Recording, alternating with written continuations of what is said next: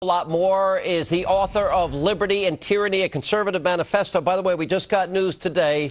It is the #1 Neilson book scan bestseller of all books, all categories. And just moments ago, great one. I understand your book will debut #1 on the New York Times list. Congratulations, my friend. Well, I want to thank the audience. I mean, they're just terrific. Well, look, let's first of all get into this. There's one side of this story that I think people need to know, Mark. Did you get a phone call from the New York Times, the Washington Post, from ABC, NBC, CBS, MS, what do you call it, LSD, Right. or any of these other networks? Did any so-called traditional media call you? No, maybe it's because I block all their calls. You know, I have a special phone system where I can put their numbers in and block them. Obviously, they're not interested. As a matter of fact, on another network, MSLSD, they had a journalist who said that these conservatives are really in search of their original principles as if we're desperate. No, these original principles are pretty darn good if we understand them and use them and we're confident about them. And that's what the book is about. Well, look, you talk about soft tyranny. I was with you at your book event in Long Island, New York. Mark, there were 8,000 people. In one of the biggest bookstores, it was packed to the brim. It wrapped around the corner twice. 8,000 people showed up in Virginia at your book signing. We've got thousands of people showing up at these tea parties we keep talking about. Something is happening. What do you think it is? Well, people are looking for answers. And the answers aren't that far away. And as a matter of fact, if we conservatives really understand why we're conservative, what it means to be conservative, that it's not stale and old, but it's the only way forward, it's the only way to slow this soft tyranny, then I think our people can get engaged and get confident. And that's what we need. We need a knowledge base. And then we can work it from the grassroots up and start taking over. Well, take over, maybe, but have influence in the Republican Party and win some elections. Well, you know, this is the interesting part of it, Mark, and that is the thing that I love about the book the most is you not only talk about the Constitution, the Declaration, and not on a superficial level, but you go deeply into our founders and our framers, and you quote them, but also the great philosophers that inspired them. Have we forgotten these things?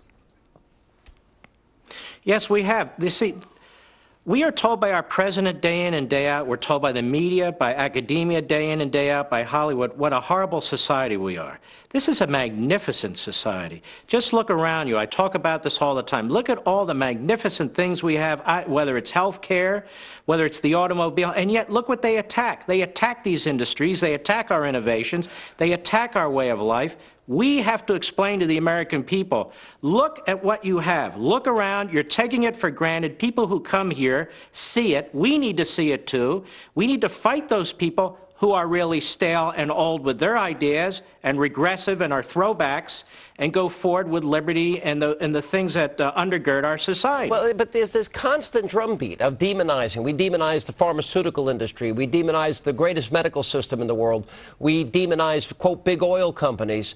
And this is the constant drumbeat. But if we're going to look at the single most competent or incompetent bureaucracy, it's the federal government. This is what I don't understand. You know, at least oil companies explore, extract, they refine, they deliver a product. They make a profit. The government, they tap into every gallon of gasoline sold. They don't do a darn thing. Why isn't there more anger focused at the government? Well, because people don't know. You know, we have teachers and professors who get a sinecure from the government, and for the most part, the rule, not the exception, is that they advance the government agenda. We see it in all walks of life. The fact of the matter is that you don't lose your liberties from GM or the oil companies or anything like that. They're not threatening your families or your faith. They're not taking your income involuntarily. Let me put it to you this way. Your labor represents parts of your life. You're only on this planet for a certain amount of time.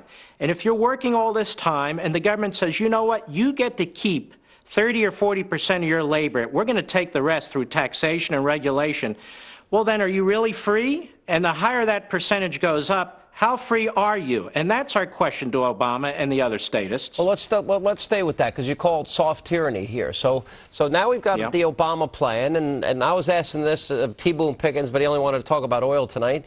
But it's TARP, it's stimulus, it's omnibus, it's a $4 trillion budget, it's debt as far as the eye can see, and you know I don't know what term to apply to it.